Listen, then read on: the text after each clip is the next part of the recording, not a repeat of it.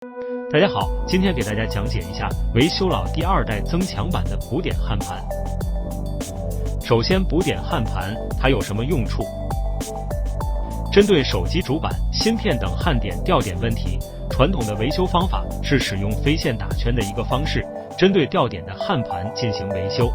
飞线补点的这种方式，而对于维修技术的要求，它的门槛会相对于来说要高一些，操作起来比较繁琐。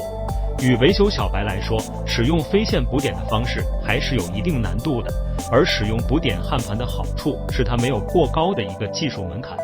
将上面的焊点取出，然后焊接到焊盘上面，再使用滤油固化剂，可还原原装焊盘的一个效果，无痕修复，省时省力，提高维修效率。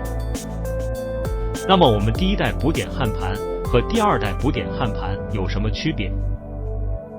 我们第1代补点焊盘，它的一个焊点是圆形的，那么它没有一个固定的引脚，从而导致2次焊接的时候容易脱落，或者后期贴合的时候会有虚焊的情况。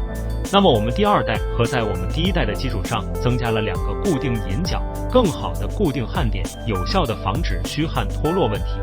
另外，我们第1代采用了60微米材料的厚度，它的贴片焊盘太厚，容易导致焊盘突出去接触面不平等弊端。